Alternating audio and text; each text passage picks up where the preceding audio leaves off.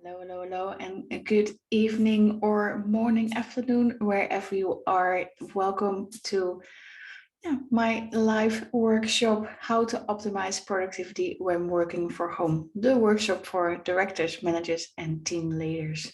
So I'm excited to get started today. And again, welcome.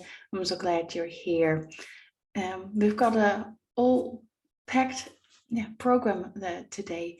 So make sure you've got pen and paper ready or any other way to make notes and get any distractions out of the way, turn off phones if you don't have children waiting on you and it's safe to do so. And let's get started. Let me just share my screen with you guys. I just need to get it ready. And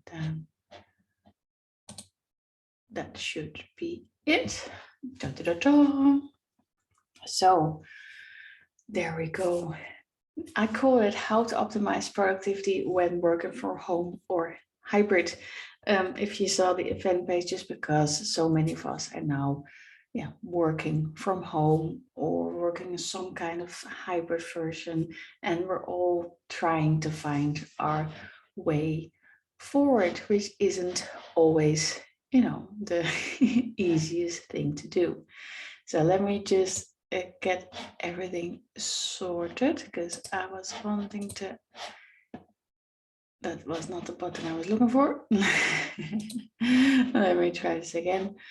Well, I'm not sure if I'm gonna. I swear I've done this before, but I am trying. There you go. It's a pop-up menu. If you circle to the top. I was trying to see if I could turn up my video, but I wasn't doing it the right way. So we're all ready and set for and now. So let me get started. So what are we going to talk about today? Well, this in-depth workshop is designed to help you increase your well-being and productivity and why that matters, especially now when you're working from home or some kind of hybrid solution. And I've been a work-life balance expert for a couple of years now, and of course, especially during the pandemic, it's been quite a struggle, especially if your home space wasn't quite set up to support an office setting, or if you had children, small children like myself. At the time when the pandemic hit, I had a 5-year-old and a 1-year-old. So it's not particularly easy to manage that whilst working from home and having no support and still doing in the homeschooling and the emotional management and still looking after yourself as well as your work. So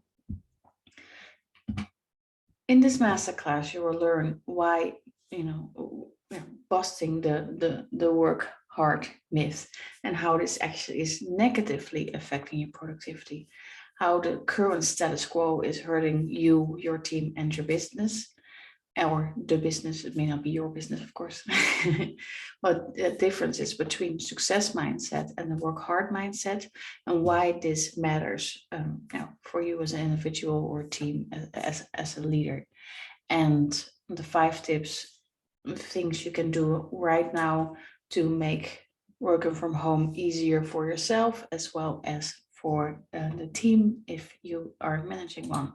Well, first of all, if we haven't met, my name is Susanne Grant, and I am an award-winning work-life integration expert, and business coach and consultant, and international best-selling author of Drop the MF Struggle and Leaders, Women Who Change the World Through Their Businesses.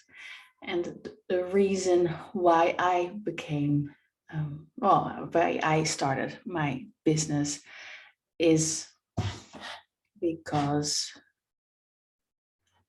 I gave birth to my first daughter, and I noticed that the whole working hard while working myself to a burnout and the sacrifices I was supposed to make, how I noticed just within myself, I just didn't want her to grow up and thinking that was going to be the norm. But me and my personal story after being diagnosed with post-traumatic stress disorders, PTSD, when I was 17, it took me years just to, to manage, just to cope, let alone thrive. And I didn't want my children to think that being successful meant either, sacrificing yourself, burning yourself into the ground, and basically ruining either yourself or your relationship or whatever that is that the children are seeing from you. And I gave myself permission to find a new way where I can have a successful business as well as thrive on a personal level. And I won't read my whole bio to you, but if you're interested, you can watch the replay and pause it, or you can visit my website, of course, and find out more. But my whole motto and what I teach my clients as well, it's all about working smarter and not harder, especially nowadays when we have so much technology and things that can actually support us. It's all about utilizing the tools that we have so we can have the success we want, we can have the impact we are after, but without it costing our health or our relationships.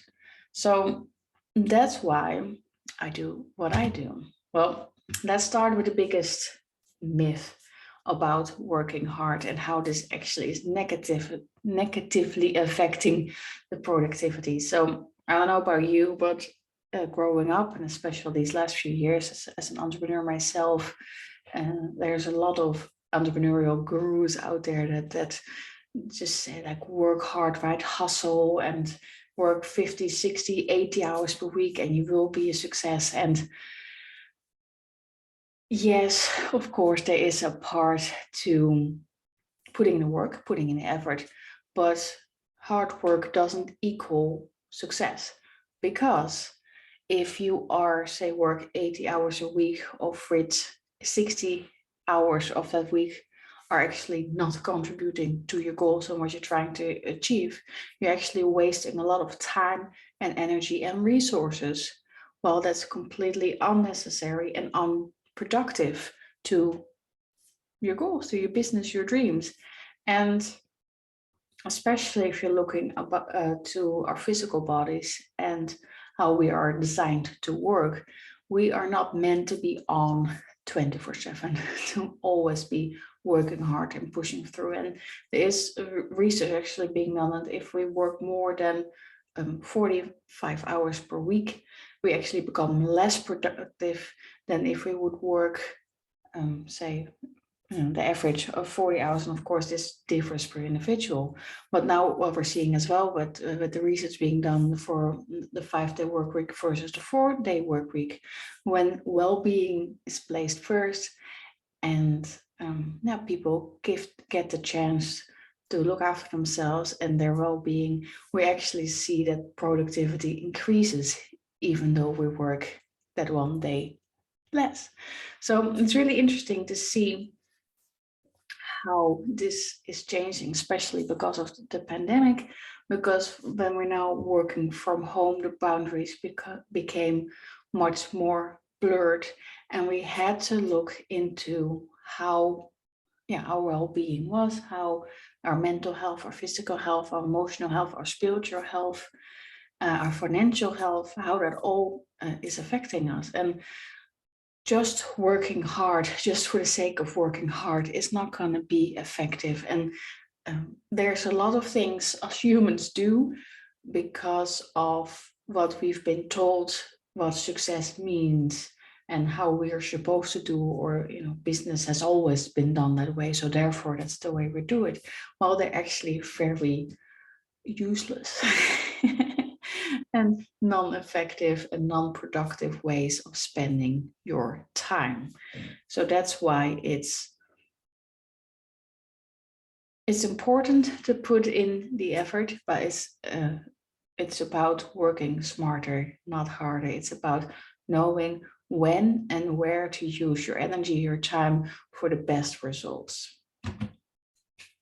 Now, of course, that ties in with what we believe about success as an individual as well as a culture. Well, I love this quote. It happens to be mine, and I talk a lot about the importance of mental health because of my own journey, of course, and yeah, I like pointing out that how we define success as a culture has led many of us to struggle with guilt, anxiety, stress, burnout, or worse. And are we ready for a drastic upgrade? Suicide is still the #1 cause of death in males in the UK in the age category 21 to 45. So I believe it's time that we open up this dialogue like we're doing today. And realize the importance of mental health and well-being for the business, the people, as well as the bottom line. Well, I'm just moving my papers a bit. So if you hear that, you know why.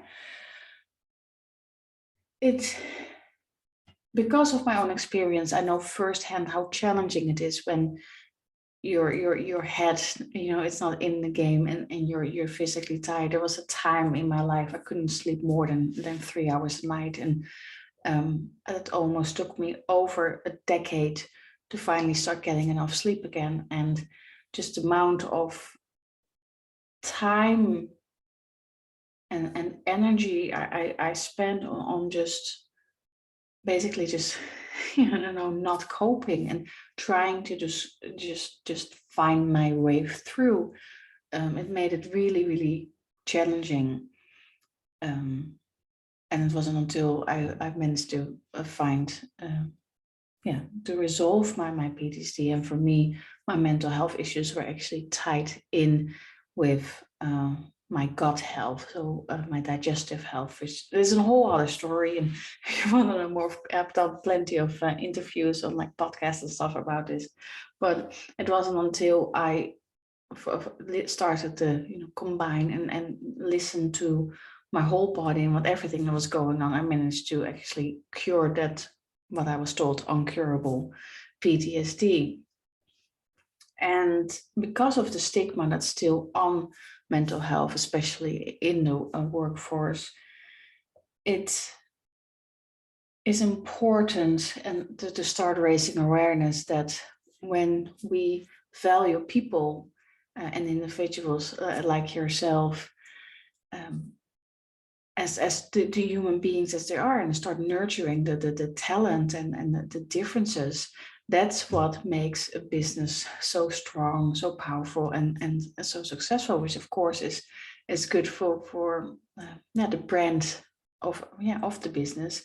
And it will attract top talent. It will bring in great employees, but it is also good for the bottom line, of course.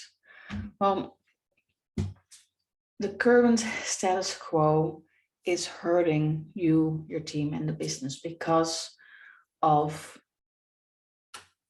business as usual. We've always done it this way, and it is clearly not working, because we've seen with the Great Resignation, and there's still a lot of shifts happening. People are leaving companies if their needs aren't met, whether that's financially or emotionally.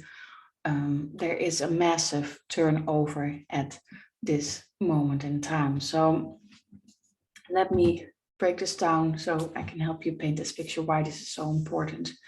The latest research says that about 50% of all employees are considering leaving their current employer. And the stats say that 54% is feeling overworked, 39% is feeling exhausted, and 20% says that their employer doesn't even care about their work-life balance. Well, in the US alone, this job-related burnout cost that comes with not prioritizing well-being, work-life balance, and such is estimated to be between 125 and 190 billion per year in the US alone. Well, in the UK, where I live, it's that number sits around 45 billion. per year, and that's a rise of 16% since 2016, which is an extra 6 billion a year. Well, if we break that down further, on average, the statistics say it costs around £1,666 per employer per year. Now, there's an additional cost that is often overlooked, but very important regardless. It's called presentism. And that's when an employee goes to work because they're not feeling well, they're not in the right place, where that's something happened with a family or something it's dealing with, or there's something physically, emotionally going on. But there is whatever it is. So they come to the office or they come to their laptop at home, but they're not as efficient and productive as they could be. But that cost is actually 3 times as much as the absence-related cost. So that brings it to 4,998 per year. Well, if you add these numbers and say it's an average size company, say 250 to 1,000 employees, it's 1,666 to 6,664,000,000 every single year that we basically just flush down the drain, because a lot of these absence-related costs and like I'm seeing here on the screen as well, like turnover costs and recruitment ones, because those people will leave, and you may even think yourself about leaving if you're in a situation where it's too stressful, or your work-life balance isn't the way you want it to be, or other causes. And it's it's not a cost-efficient way to not prioritize well-being in the workplace. And if we continue with business as usual, it is costing us so incredibly much money. So when talking about success in the workplace, there is a difference between success mindset, as I like to call it, and work hard mindset. Well, mindset is, of course, the way you believe things are to be. So it's something you repeat yourself. So it's if things like money doesn't grow on trees. If what's the quote again? After the best journeys are like after the highest mountains you climb is the best view, and work hard, play harder. Those are all kinds of mindset and beliefs around success and work hard. And the thing is that many of us are raised with the belief that working hard and being successful means running yourself into the ground and basically slowly killing yourself, because it's not sustainable to work a year, 2 years, 3 years, 5 years until you're completely shattered and crash into a burnout. And if you manage your team like that and you expect them to do that as well, you will probably see a lot of turnover rates. You will see a lot of mental health or mystery absence days, and there are clues that you can see why this is happening in your company as well, even if you're not aware of the problem. If there is this is a big expense for you, for the company you work with, or you notice for yourself that you're not in the game every single day, because one day you go in really hard and the next day you can barely function. Having the right success mindset isn't about working as hard as you can until you're completely shattered. And as I like to say, it is about implementing your personalized success strategy, whether that's for you as an individual or for you as a team. There's a strategy we can put in place to support this vision rather than, run yourself into the ground in the process. Well, the way I like to explain this is that we have on the one side the crash and burn strategy, which many of us are taught from an early age on, and I know a lot of companies still prefer this method, even though it's not as sustainable or cost efficient. And as I call it, the long-term success strategy. So as you can see on the picture, when we go in with the mindset of work hard, is about going all in, pushing through, not having enough breaks, eating behind your desk, just go, working from early in the morning, late at night. And it is a guaranteed way to crash at some point, based on the individual or based on the pressures. This can either be for a few months, weeks, some even days if they're really overworked. And what you will see is a rise in additional costs. More mistakes are being made. There are people leaving more than the average. So what I like to propose is what I, like I said, called the long-term success strategy, where wellness is incorporated because, as I drew it here, as you can see, like a stairs. If you work hard or put in the effort when your body has the energy. So for example, you are the sharpest between 9 and 11 each morning. That's where you should book in your most focused time on the things that need most of your attention. That can be a team meeting, depending on your job, but it can also be just focus time where no one can interrupt you, because that's when you get most things done. Well, after that, plan and rest. Because when we're that focused, and I'm sure you've noticed that our energies go right, you're not just always on, it dips at some point. And then when we learn to take a break, when we dip, we actually manage to stay much higher on our energy. And if we then in the process look well after yourself with things as make sure you're hydrated enough, make sure you get fresh air, make sure you get enough movement, get a stretch, make sure you get the right nutrition, etc. You will get to your goals much faster, much more efficient. There are a lot less mistakes being made. And for your overall well-being is, of course, a much more effective way of looking after yourself. But it will also give you and your team the opportunity to really get those big goals, those big things.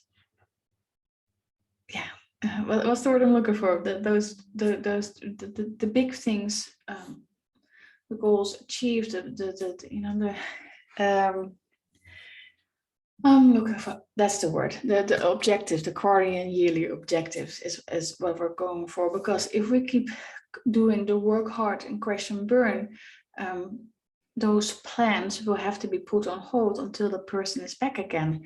And if we encourage ourselves as well as our team to rest every day when they need to and work when their energy is at their peak, we as a whole will achieve much more and better results, which of course it's much better for an individual as well, of course, at the bottom line. So I would love to hear in the comment section, what lies have you been told about success? Were you like what I have went through as a child, work hard and you be a success? The one I've been told as a woman myself is that it also often came with the wicked, the white picket fence, and as I say in my book as well, the 1.7 children and the trophy husband. What were you told, whether it was by parents or by society or things you watched? What do you remember? So I'm seeing here Paul in the comments saying that he agrees with the work hard from him for his parents. It was always you had to get a degree, and you only when you had a degree and you had all these items, stuff, that's what makes you successful. And yeah, I agree with you. It's a very common one, and this is what I often notice when I'm working with clients as well. But with CEOs from big companies, that on the outside they seem to have it all right: the successful job, the title, the house, the wife, the kids, and deep down inside they're actually extremely unhappy. Because if we're looking into what success means to you, they probably have never even thought about it. So this is what I help my clients do for themselves, help them redefine success.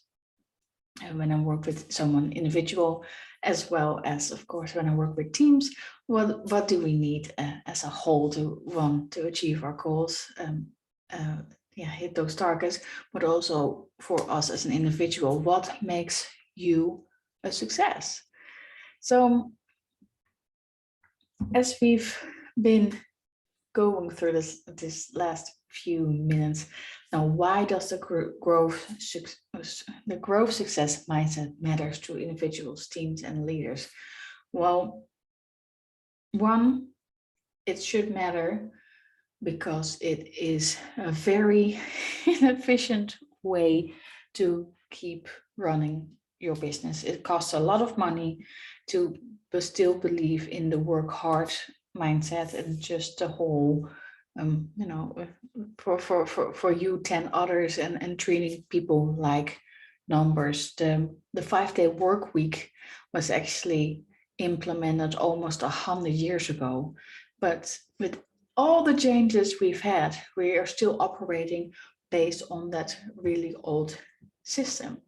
Yet there's so much change. So that's why I always encourage people during my workshop to first redefine what success means to you. What makes you successful in, of course, your job, your work, your business, but also as an individual. What would you need as a person to feel successful? Would that be spending enough time with your children, making more time for your wife, for your husband, or even find a significant other? Because if you've been working 80, 100 hours a week for the past decade, you may not even have personal relationship, or you may not even be or feel close to anyone for that reason. And it's a very common problem that we stay so busy because we're actually running away from how we really feel on the inside. And that's why I think this is such an important topic, and why this mindset shift from working hard to actually the growth mindset, from the stairs, like I just showed you. That's the shift we want you to make, where you focus on it being a marathon, not a sprint, not the hit and run, the ups and downs. We are here, hopefully, for a long time. Your health matters as well as that from your team. And if we don't look after ourselves and our people, it is going to bite us in the you-know-what. I can talk to this, of course, for hours, because the framework that I teach is called the Grant Method framework. And I actually teach workshops for companies, and I help them change these processes to avoid stress-related absence and turnover costs. And it's a process where we, of course, first look at the data, as we did today with the hypothetical example of how much it's actually costing, and based on the data we've received and the calculations we've made, we actually create a success strategy of what the employees need. For example, say you work in a global company, there might be different holidays depending on what region people live from, or where their family is from, what religion they're from. So one of the collected data pieces could be is what additional holiday matters to you and you would like that day off. It turns out that often dealing with different company cultures and global companies, that we don't even consider other traditions and cultural holidays that may be indeed very important to the person whose heritage is from that background. So by asking these questions, we can actually create a success strategy that helps you hit the targets, but also avoid these additional costs. Well, the way I prefer to do it is by supporting the senior management to make these new changes. Of course, an example for a holiday is not gonna create that much extra paperwork, I think, on a yearly basis. But for example, if we would start implementing something like a 4-day work week, or hybrid, how make these changes and what emotions can come up and what belief systems. For the 4-day work week example, I've worked with managers who then feel guilty for not actually working the 5 days because of the belief systems where we're supposed to work 5 days, because otherwise we're not successful. And if we work 4 days, they feel like they're not good enough, they're not doing enough. And it often comes in with the story they tell themselves that they're actually, a failure. They don't feel worthy. Then we actually start going through those coaching steps. So that's why it's so important to support team members like yourself through these phases. And of course, this is a method that can be repeated. So once I've helped implementing that, you can continue with this framework on your own. That all said, of course, we now know why it's important for you as an individual to look after yourself, but also why it's important from a business perspective. So to conclude today, because we're almost done before we're going into the questions, is 5 things we can do to increase productivity. Because we are always, as humans, trying to be more efficient, trying to change technology, improve things. And because we're often so focused on doing these things, we forget to be ourselves.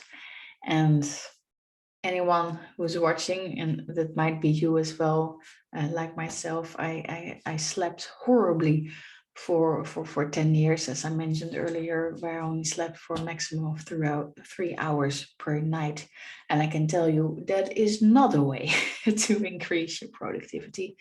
So it is very important to get these basics right. And it seems so,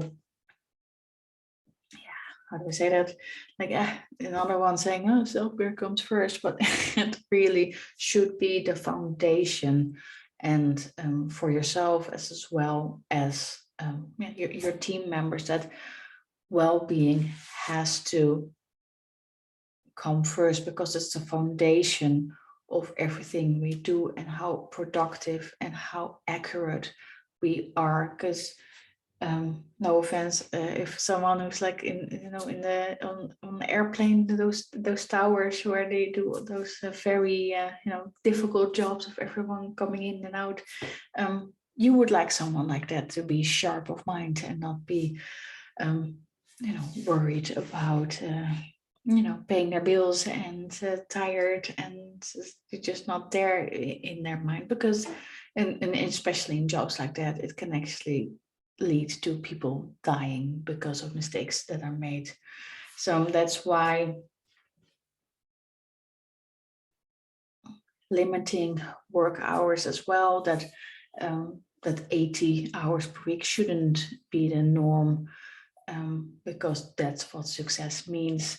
It is actually a sure way to burn yourself into the ground, and also it will potentially ruin you and your business, because if you would be watching this and you're self-employed, it of course it takes an effort, to grow your business. But if you're in 3 years from now have a heart attack and you're not even around to have your business anymore, was it then really worth it? Obviously a choice you have to make for yourself, but it is good to realize what success really means to you. So the 5 tips that I have is, when you're working from home or hybrid, if you are living with other people, as well as if you're a manager managing other people, it is crucial to communicate. If you are working from home like myself with little ones, it is not always easy, because you may get like 1,000 mamas or papas, the dog ate my homework kind of idea. If you, for example, with what I said earlier, are really good in your energy between 9 and 11 a.m., that will be the time to say, I cannot be interrupted when that door is closed. Or if you work with a team, that would be a time, if you can put it in your calendar, block out time that this is not a time to call you and ask questions. You can call me between 11 and 12, or however that works well for your schedule as well as your business. That may also mean that you may set up a Slack channel rather than communicate everything via email, because it's just much more compactable and easier to reply than having every single person of your team. But that, of course, you need to avoid that if you miss an hour, that you have 500 messages to read up on. So it's good to communicate these things, but to keep in mind, the boundaries in that. But I'll dive into that a bit more at 3. So tip 2 is get everyone on board. It ties in, of course, with communicating, because when you're working from home, if you are not informing the other people of what your plans are, you may end up with your teenage son deciding to go and listen to his music very loudly when you have an important meeting, for example. So it's easy to come up with these plans, but there needs to be some kind of communication between the people it affects. And of course, it ties in with setting boundaries, like I said, with between the 9 or 11. But again, of course, if you prefer to work in the evenings, because that's when you're really well and focused, because you're night owl, as they would say. That would also be, of course, a way to make it work for you. But set these boundaries, as in, I cannot be interrupted, or I have this meeting, or I saw an article today on LinkedIn that I think the word was called business prime time. So any important meetings need to be planned between 11 and 2.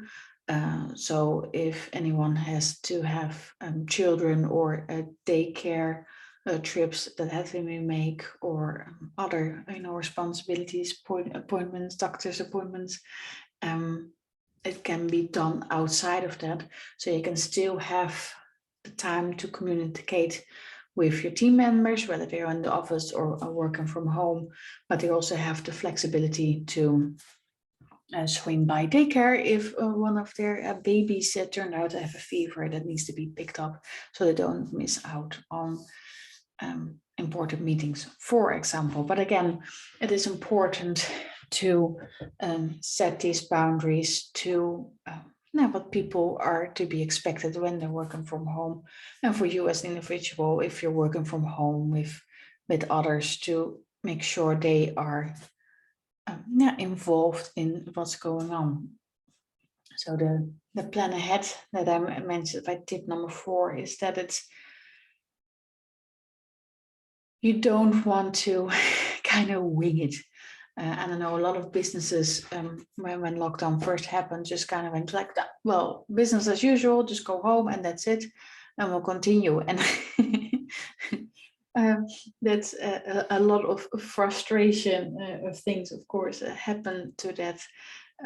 You can create an new policies, hybrid work policies. It's that give people an idea of what to expect, and how, if you're leading your team, it might be a Friday afternoon kind of thing. It can also be a Monday afternoon thing where we just talk through, this is the week, this is what we're going to do. You know, everyone does their own part. We meet again next week. It can be, of course, communicated via email or things, or whatever works best for you as well as your team. Again, that ties back in with you defining success. You need to find your success strategy that works for you and your team. But of course, as life isn't always the way we hope it to be, there is some flexibility necessary, because, of course, if I don't know, John wakes up with this horrible migraine, you may not want him to sit in a bright light like myself watching at the screen that morning. He might actually have to sleep it off, and you see him later that afternoon instead. And that ties in with tip number 5. Forgive yourself. We're all trying here. It's all new, not as new as it was last year, but it's forgive yourself if you don't always get it right, and others. But if we are able to communicate about these things and just talk about what it is that success means and what we need to make this success, to hit these targets, to be more flexible around our needs, it will really contribute to the productivity. Because if most people know what at least works well for them and their situation. So, for example, I've got 2 little ones myself. I won't make phone calls, especially when my now 3-year-old is up. I just can't hear it. So if you want to message me with something important, you either can send me an email or pop me a message on LinkedIn, and I will get to it. But if you're gonna send me a voice message or call me, there's nothing I can do. And I can beat myself up for that, all of it. But of course, for COVID, for me, meant zero support inside the home anymore, because of the rules and regulations here that they put in place. And I can hate myself for it, but that's just one of those things you just gonna have to let go and just do the best you can do in the hands you get dealt.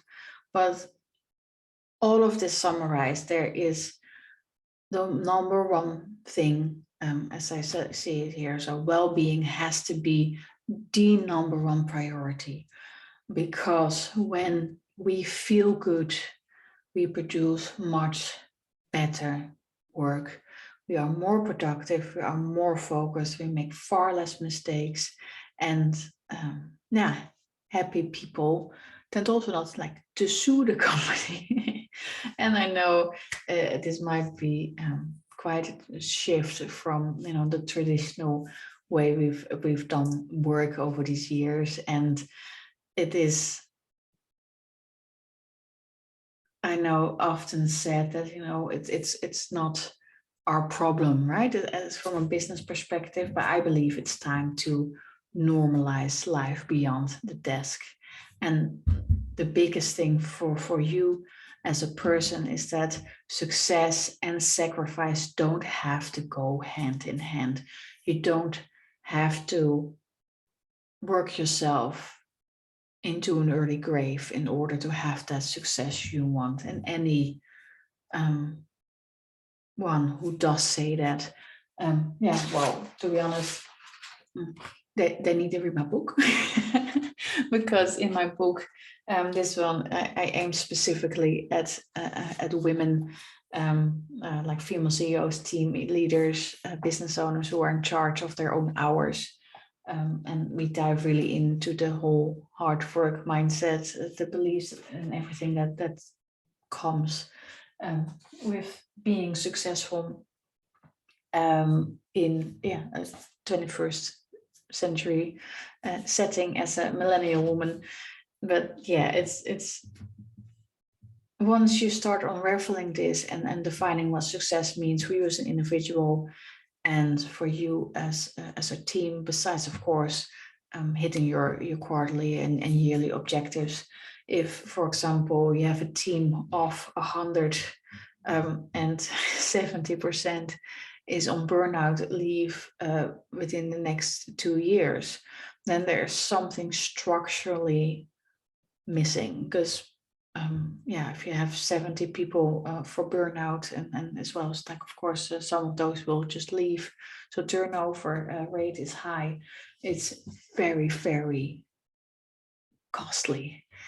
And what I'm seeing a lot, especially, for example, in certain roles at law firms and such, where they have initiatives to get more women as senior partners and things, yet a lot still leave in the years when they become a mother. And it is about creating a success strategy that fits the individual. And a friend of mine called Marlijn Vlug, she's an HR, what's how she called herself again? A former HR manager, I think she uses. Where she says it's about creating a U-shaped job. Traditionally, it was like, this is the job, you need to fit in here. And well, if you don't fit, then we'll replace you with someone else who fits better. And I think many, many, many of us have been trying to bend us in all kinds of shape and forms. And we are just tired of pretending to be something we're not. And I think if we start to utilize everyone's uniqueness and their success and their unique ability and bring all those strengths to the table, I think you will be shocked in how much more productive we can be and how much more we can achieve when we really allow people to lead from that place of passion, I think is the best word to use here. Well, that's it for just now. We'll go into the Q&A in a bit, but that was only for the people who signed up. So I'm gonna stop the sharing here in a bit.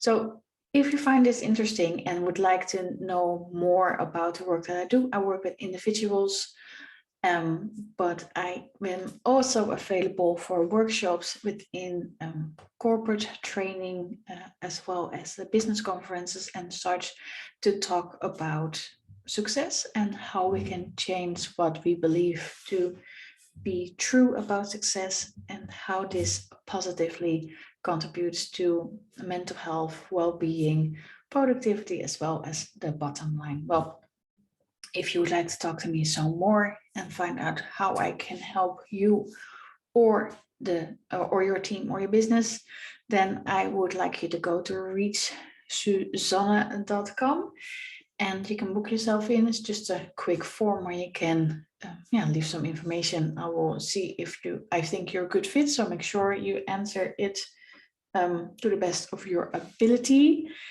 And I will confirm if I think we are a great fit to work together. Well, for more information, you can of course also visit my website, grantmethod.com, and you can book me as a speaker right there and then. So for now, I thank you for being here, and it was a great talking to you guys. And it's I hope this was eye-opening and you will take away to think about what success means to you and how this can contribute to the productivity, your well-being, as well as the bottom line. And for anyone interested in my book, you can go to Amazon and type it in, or you can directly go to the website dropthestruggle.co.uk, and it will take you to Amazon if you click on the buttons on the website, of course.